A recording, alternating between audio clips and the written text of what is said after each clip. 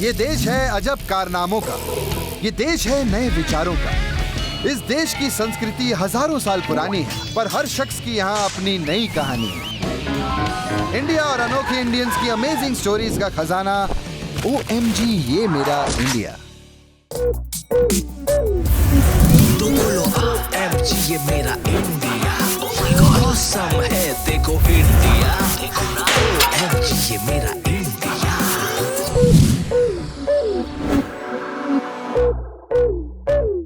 Hello everybody, मैं आपका दोस्त कृष्णा अभिषेक फिर से लेकर आ गया हूं एक और धमाकेदार एपिसोड ऑफ OMG ये मेरा इंडिया। दोस्तों, फिलहाल मैं खड़ा हूं दिल्ली के सुंदर नर्सरी हेरिटेज पार्क में, जो फेमस है 16th सेंचुरी मुगल मॉन्यूमेंट्स और रिच बायोडाइवर्सिटी के लिए। तो आइए शुरुआत करते हैं हमारे आज के धमाल एपिसोड। आज के एपिसोड में चलेंगे ऐसे फेस्टिवल में जहां आते हैं इंडिया के महंगे से महंगे बुल्स, और उसके बाद मिलेंगे BMX बाइकिंग में इंडिया के बादशाह से, फिर पोल्यूशन को फिल्टर करने वाला एक अनोखा डिवाइस, और आखिर में ऐसे आर्टिस्ट से मिलेंगे जिनकी बालों से बनी कलाकारी देख के आप कहेंगे OMG। दोस्तों, मुगलों के जमाने में इस गार्डन को अजीम बाग कहा जाता था, जिसका मतलब था ग्रेट गार्डन।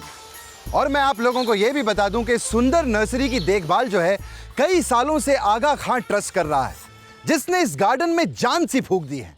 वैसे जान तो हैदराबाद के फेस्टिवल में भी फूंक दी गई है एक OMG आइडिया से। आइए आपको दिखाते हैं।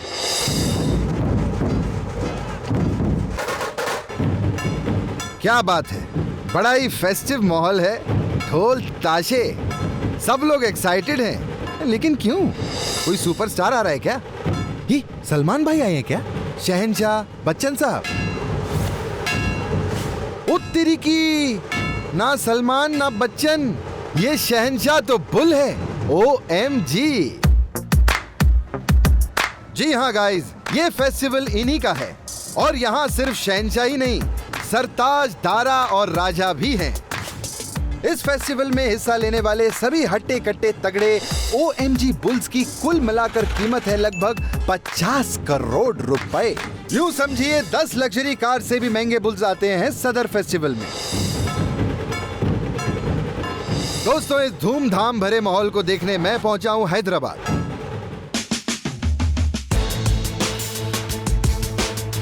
तेलंगाना की यादव कम्युनिटी हर साल दिवाली के एक दिन बाद ऑर्गेनाइज करती है ये सदर फेस्टिवल। इस फेस्टिवल के ऑर्गेनाइजर हरि बाबू यादव ने हमें बताया कि यहाँ की यादव कम्युनिटी का ये फेस्टिवल 100 साल से भी पुराना है।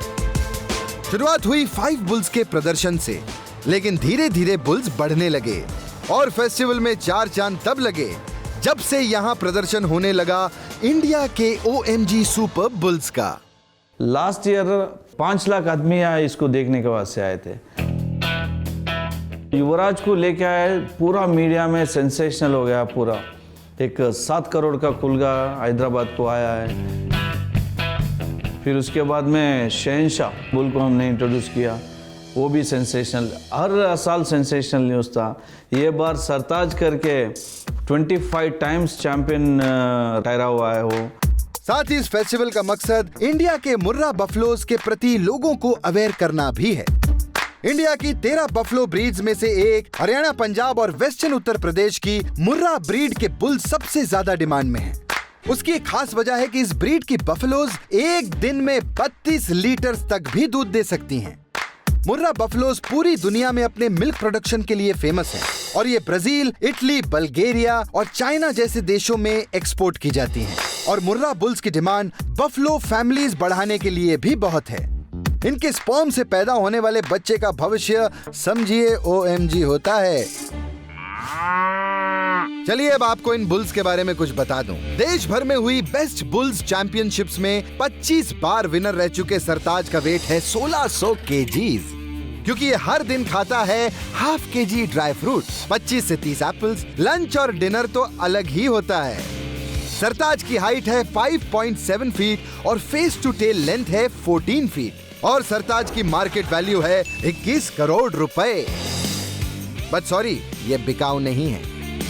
रोहतक हरियाणा से आए शहंशाह की हाइट सरताज से 2 इंच कम यानी 5.5 फीट है, लेकिन लेंथ बराबर है 14 फीट और वेट 1500 केजी। शहंशाह भी वैसे नॉट फॉर सेल हैं, पर इनकी मार्केट वैल्यू ताकी गई तो पता चला जनाब 18 करोड़ में बिक सकते हैं। OMG। इन ढांसू धुरंधर बुल्स का नजारा देखने दूर दूर से लाखों लोग आते हैं। ये जो बुल है 25 CR का बुल है। अपने पास जो है छोटे छोटे इतना बड़ा बुल है इसमें, जस्ट देखने के लिए उतना दूर से ये इधर आए हैं हम सब फ्रेंड सरताज को देखने आए।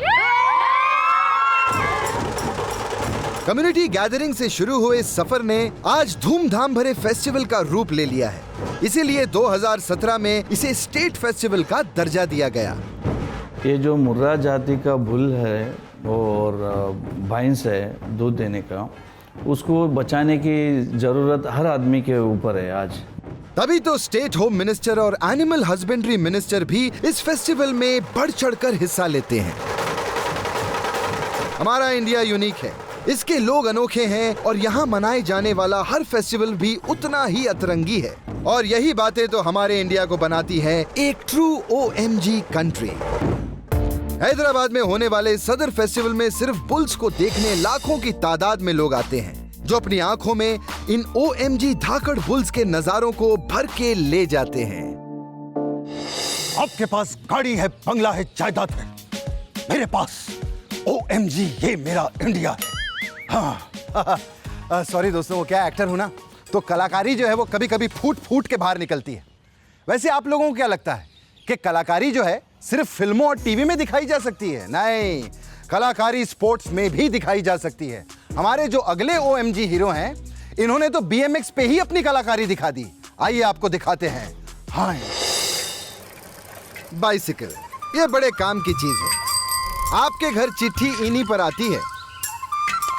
जो आप अखबार पढ़ते हैं वो भी साइकिल पर ही डिलीवर होते हैं। लेकिन मुंबई में एक बंदा है जिसकी साइकिल कुछ ऐसा करती है जो आप इमेजिन भी नहीं कर सकते।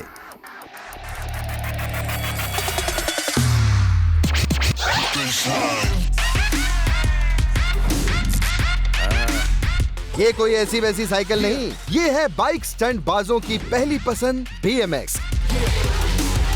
और ये है प्रवीण हबीब, इंडिया के one and only international BMX खिलाड़ी।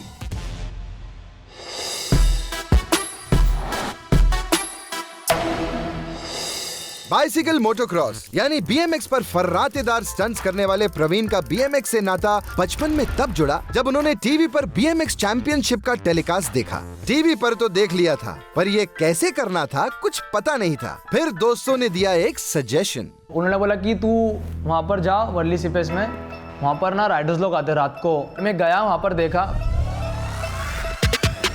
मेरी दुनिया चेंज हो गई। मैंने ऐसी चीज देख ली कि यार ये जो कर रहे हैं ना लोग, मुझे वैसा ही करना है। लेकिन वहाँ दूसरे राइडर्स ने प्रवीण को अपनी साइकिल चलाना तो क्या, छूने तक नहीं दी। प्रवीण के पास साइकिल खरीदने के लिए पैसे नहीं थे, इसलिए शुरू कर दिया पार्ट टाइम जॉब। और साथ ही जब टाइम मिला तो BMX के ऑनलाइन वीडियोस छान मारे। मैं क्या करता था, वीडियो देखता था 50-60 बार और वहाँ पर जाके करता था और एवरी डे में गिरता था। और ऐसा कम से कम 1000-1500 बार मैं एक ट्रिक्स करता था। तब जाके मेरे को मूवमेंट पता चलता था कि लाइक ये साइकिल को ऐसा घुमा के वो तरीके से जाना है। वैसे माना जाता है कि BMX बाइकिंग की शुरुआत 1970s में अमेरिका से हुई। BMX में कई राइडिंग स्टाइल्स होती हैं, जिसमें से प्रवीण करते हैं फ्लैटलैंड। फ्लैटलैंड का मतलब होता है कि फ्लैट ग्राउंड पे आप स्पिनिंग ट्रिक्स कर रहे हो। आइए आपको दिखाते हैं प्रवीण की कुछ स्वैग वाले क्रिएटिव स्टंट। ये है लाडी हार्स। इसे कहते हैं स्विच स्पिन। और ये है मेगा स्पिन। ओए होए। और इसे कहते हैं घुमावदार हैरत अंगेज साइक्लोन स्टंट। और जिस BMX बाइक पर प्रवीण इतनी कलाकारी दिखाते हैं वो भी कम खास नहीं है। ये जो हैंडल आपको दिख रहा है और लाइक नॉर्मल बाइक से 10 गुना वेट संभाल सकती है, बहुत ज़्यादा स्ट्रांग होती है। मेरे साइकिल में 110 एयर प्रेशर जितना ट्रक में भी नहीं होता, उतना मेरे सिर्फ एक टायर में। लेकिन वो कहते हैं ना कि बिना चोट खाए सफलता नहीं मिलती, और जब BMX में स्टंटबाजी होगी तो इंजरी होना तो लाजमी है बॉस। ज्यादा BMX चलाने की वजह से प्रवीण को बैक प्रॉब्लम हुई। तो डॉक्टर ने सीधा बोल दिया कि तेरे को कभी ज़िंदगी में तेरे को BMX चलाना नहीं, मतलब तुझे साइकिल सीधा मनाई है। बट मैंने बोला कि भाई मैं तो छोड़ ही नहीं सकता, तू तेरा काम कर, मैं मेरा काम करूँगा। और प्रवीण ने अपना काम किया, मेहनत मेहनत और सिर्फ मेहनत, और अपनी जुनूनी मेहनत से वो मकाम हासिल किया कि 2016 में फर्स्ट इंडियन बने जिन्होंने साउथ कोरिया में हुई इंटरनेशनल BMX चैंपियनशिप में इंडिया को रिप्रेजेंट किया। जब बच्चे इतने OMG हो जाते हैं तो माओ को सबसे ज्यादा खुशी होती है। मैं एक बात बोलती हूँ, तुम देखो एक दिन करके दिखाने का, बोल के नहीं दिखाना चाहिए, ऐसा हमारा बच्चे को समझाते थे। प्रवीण का टैलेंट और उनके अचीवमेंट्स देखकर दूसरे यंगस्टर्स भी इंस्पायर हुए हैं, और फिर प्रवीण ने अपने ही जैसे कुछ और BMX के धुरंधरों के साथ बनाई टीम 8E। अभी नंबर 1 एक्सट्रीम स्पोर्ट्स की हमारी टीम है, और हम लोग हमारे कल्चर को बढ़ा रहे। टीम 8E कोई ऐसी वैसी टीम नहीं है।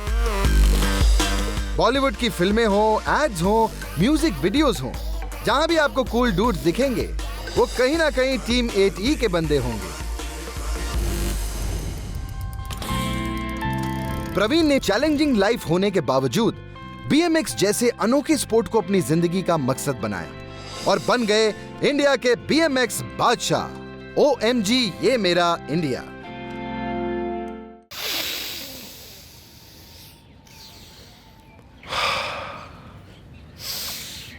बच्चों, योगा से होगा, लेकिन अगर एयर में इतना पोल्यूशन होगा तो नाक में कचरा एंटर होगा तो कैसे होगा? लेकिन गुड न्यूज, अब नहीं होगा।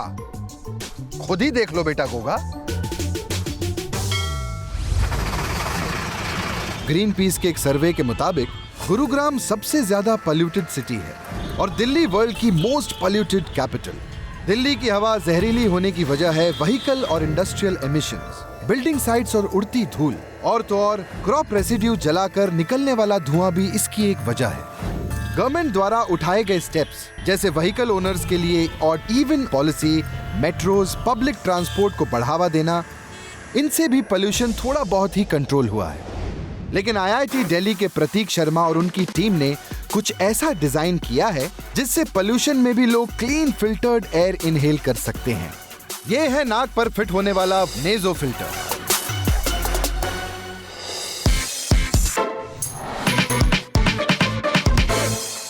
दिल्ली की एक स्टार्टअप नैनो क्लीन ने बनाया है ये नेजो फिल्टर, जो हवा में मौजूद पार्टिकुलेट मैटर को फिल्टर करता है। पार्टिकुलेट मैटर यानी PM में nitrate, sulphates, soil and dust particles और एलर्जन जैसे कंपोनेंट्स होते हैं जो सांस के साथ हमारी बॉडी में जाके लंग्स और हार्ट रिलेटेड बीमारियां दे सकते हैं।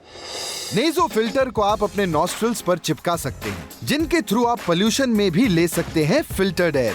OMG 108 कंट्रीज में पेटेंट हो चुका नेजो फिल्टर PM 2.5 यानी हवा में मौजूद स्मॉलेस्ट पार्टिकुलेट मैटर को भी फिल्टर कर सकता है। I belong from Bikaner Rajasthan, जहाँ पे सैंड स्टॉर्म मेजर समस्या है। एंड चूँकि मेरी मदर सीवियर एस्थमेटिक हैं तो उन्होंने हमेशा इस चीज़ से अपने आप को दिक्कत में ही पाया। वहाँ से एक इंस्टिगेशन आया कि शायद मुझे इस प्रॉब्लम का कुछ सॉल्यूशन निकालना चाहिए। जब IIT दिल्ली से मैंने अपनी पढ़ाई स्टार्ट करी, अपने कुछ साथियों के संपर्क में आया जिनके साथ रह के मुझे लगा कि शायद नेजो फिल्टर्स जैसा कुछ एक डिवाइस बनाया जा सकता है। अब क्योंकि नेजो फिल्टर बेस्ड है नैनो टेक्नोलॉजी पे, इसीलिए हेल्प ली गई नैनो टेक्नोलॉजी के प्रोफेसर अग्रवाल की। जैसे एयर है उसमें बहुत छोटे स्मॉल पार्टिकल्स हैं, उनको फिल्टर करने के लिए आप सोच सकते हैं हमें छोटे छोटे छेदों की ज़रूरत होती है। इसमें हमने कोशिश करी है कि वो छोटे पार्टिकल्स भी रुक सकें, लेकिन साथ में हवा और सांस लेने में भी हमें दिक्कत ना हो। जो नॉर्मली जो बड़ा मास्क होता है वो आधे मुंह को ढकता है, तो उसमें बहुत बड़ा एरिया है, तो हमको उसे श्रिंक करके एक छोटे से नेजल रूप में लाना था जो कि आपके नॉस्ट्रल्स के ऊपर लग जाए। तो इसे रेजिस्टेंस ब्रीदिंग का बहुत बढ़ रहा था। इसको ख़त्म करने के लिए हमने नैनो टेक्नोलॉजी यूज़ करी है, जिससे कि हम बहुत सारे छेद जो कि छोटे छोटे हों वो इतने से एरिया में क्रिएट कर सकें जिससे हवा आसानी से जा सके लेकिन वो पार्टिकल्स ना जाएँ। दूसरा ये है कि हमने कोशिश की है कि जिसमें मटीरियल्स हैं वो बायो कंपैटिबल हों, बॉडी में अगर चले भी जाएं तो नुकसान ना पैदा करें। हवा के इस जहर को बॉडी से दूर रखने के मकसद से प्रतीक और उनकी टीम ने कई सालों की R&D की।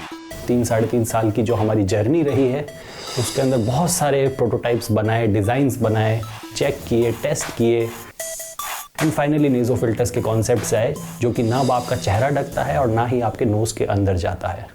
10 रुपए से सस्ता ये नेज़ो फिल्टर एक यूज में 12 घंटों तक पोल्यूशन फ्री सांस देता है। OMG! I think it's a very good substitute to a mask. It's aesthetically appealing, easy to use. I can use it throughout the day. It's not suffocating at all. And the kind of pollution that we have in Delhi, I think it's a very good product. अपने इस OMG innovation naso filter के लिए 2017 में president of India की तरफ से nano clean को startup national award भी मिला। और तो और दूसरी कंट्रीज भी नैनो क्लीन से नेज़ो फिल्टर्स इंपोर्ट करवा रही है। लाइफ में कभी कभी बड़ी से बड़ी परेशानी का भी सिंपल नैनो सॉल्यूशन होता है। ये OMG इनोवेशन इंडिया और वर्ल्ड के लोगों की सबसे बड़ी दिक्कत पोल्यूशन का परफेक्ट सॉल्यूशन है। OMG ये मेरा इंडिया। ओह दोस्तों, जब से इस सुंदर नर्सरी में आया हूं ना, पता नहीं एक अलग सा आर्टिस्ट जाग रहा है मेरे अंदर से। मुझे पता नहीं स्केचिंग करने का क्यों मन कर रहा। मेरा मन कर रहा है कि मैं इन फूल पत्तियों से इंस्पिरेशन लूं, इस मॉन्यूमेंट से इंस्पिरेशन लूं, मैं बालों से इंस्पिरेशन लूं। क्या हुआ? आप लोग सोच रहे होंगे कि बालों से कैसे इंस्पिरेशन लिया जा सकता है। अरे इंस्पिरेशन छोड़िए, मिथुन ने तो बालों से ऐसा क्रिएशन किया है कि अगर आप देख लेना तो आपके खुद के बाल खड़े हो जाएंगे। हाँ, आइए आपको दिखाते हैं।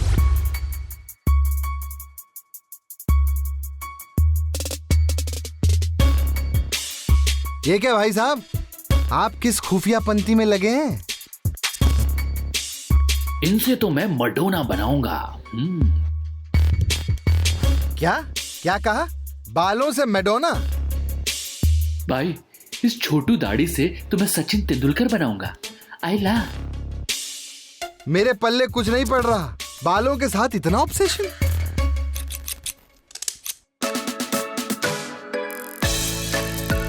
दोस्तों, OMG पर कुछ भी हो सकता है। जी हाँ गाइस, ये जो पोर्ट्रेट आप देख रहे हैं वो ह्यूमन हेयर से बनी है और इन्हें बनाने वाले शख्स हैं 24 साल के मिथुन।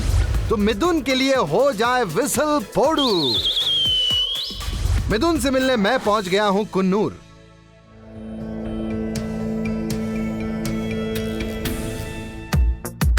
मैंने लाइफ में लाखों आर्टवर्क्स और हजारों आर्टिस्ट देखे हैं, पर बाय गॉड हेयर से आर्ट बनाने वाला ऐसा OMG आर्टिस्ट पहली बार देख रहा हूं। मिथुन बालों के 1 से 5 मिलीमीटर तक के छोटे छोटे पीसेस पेपर पर ऐसे सेट करते हैं कि वो बन जाती है अमेजिंग आर्ट। आपको पता है, सेम डायमीटर का एक बाल और कॉपर वायर को कंपेयर किया जाए तो बाल ज्यादा मजबूत होता है। डार्क लाइट शेड और टेक्सचर के हिसाब से बालों के पीसेस को बहुत बारीकी से कैनवस पर बिना एडेसिव के सेट किया जाता है। भाई क्या कमाल की आर्ट है। आप सोच रहे होंगे बालों से आर्ट बनाने का आइडिया मिथुन को आया कैसे? एक्चुअली एक आर्किटेक्चर फर्म में अपनी इंटर्नशिप के दौरान उन्हें एक्सपेरिमेंट का हिस्सा बनने का मौका मिला और उसी एक्सपेरिमेंट के दौरान मिथुन के दिमाग में आया ये OMG idea. It was actually to experiment the strength of the brick by using human hair. I got a chance to handle the human hair for the first time. That struck me, like, why can't I try with human hair? So I thought, why can't I try with my own hair or someone who I know? So I asked one of my friend, can you donate some hair for me? Very next day, the morning, she gave me that bunch of hair to me. That day, I did my first art. That was Madonna's silhouette. और ये तो सिर्फ शुरुआत थी। बालों से कलाकारी दिखाते हुए मिथुन ने फिर एक से एक पोर्ट्रेट्स तैयार किए और ये आर्ट आपको जितनी मुश्किल दिख रही है, एक्चुअली इसमें उससे भी ज्यादा मुश्किलें होती हैं। आर्ट वर्क को ध्यान में रखते हुए बालों को स्पेशल ट्रीटमेंट दिया जाता है। The normal hair I used to collect, I used to dry it properly because if it is wet, that will be a problem. So after it's completely dried, I used to spray formaldehyde. Formaldehyde एक chemical formula है जो बालों की quality को intact रखने के लिए use करते हैं। ये तो हुए बनाने से पहले के चैलेंजेस। अब जब आर्ट बनाई जाती है तब भी बहुत सावधानी चाहिए गुरु। When we do hair art, the main challenge is we have to wear a mask. The first time when I was doing, I was not wearing mask or gloves or anything. So what exactly happened was when we arrange the hair, if we breathe out, the hair will fly off. So it's a waste of time. We will be spending like 3 hours, 4 hours to do one art. In case we are moving around the table and the table is shaking, means the entire work is gone. So it's nice to handle these kind of hairs when we do the hair art. The silky hair will fly off very easily when we put it in on the paper, the canvas. OMG, ये art बनाना किसी meditation से कम नहीं है और घंटों मेहनत के बाद बनती है ऐसी OMG आर्ट जिसे वो संभाल कर भी नहीं रख पाते, क्योंकि कैनवस पर रखे ये बाल चिपकाए नहीं जाते। हर आर्ट को बनाने के बाद वो अपनी मेहनत को ऐसे उड़ा देते हैं, ओ हो। लेकिन इसके बावजूद वो रुकते नहीं हैं। I am sure Mithun, hair art के लिए तुम्हारा जुनून तुमसे ऐसी OMG आर्ट बनवाएगा जिसे देखकर सबके बाल खड़े हो जाएंगे। OMG, ये मेरा इंडिया। दोस्तों, अब जाते जाते मैं आपको मिलवाऊंगा एंजल, मफिन और कोको से। नहीं, यहां पर नहीं है, मुंबई के इंटरनेशनल एयरपोर्ट पे हैं। अब ये तीनों कौन हैं, आप खुद ही देख लीजिए। हवाई यात्रा से पहले हम में से कई लोग स्ट्रेस्ड और घबराए हुए रहते हैं, लेकिन मुंबई इंटरनेशनल एयरपोर्ट पर एंजल, मफिन एंड कोको आपकी सारी टेंशन भगा सकते हैं। और तो और रिसर्च भी ये कहता है कि एनिमल थेरेपी के जरिए लोगों का एंजाइटी और स्ट्रेस लेवल कम होता है और पॉजिटिविटी बढ़ती है। तो गाइज, आप जब भी मुंबई इंटरनेशनल एयरपोर्ट पर हो तो एंजल, मफिन और कोको के साथ थोड़ी मस्ती करके ही फ्लाइट में चढ़िएगा। दोस्तों, हमारा आज का एपिसोड यहीं पे समाप्त होता है। मैं यही दुआ करता हूं कि आप लोग मस्त रहें, व्यस्त रहें और OMG देखने के लिए स्वस्थ रहें। सी यू गाइस।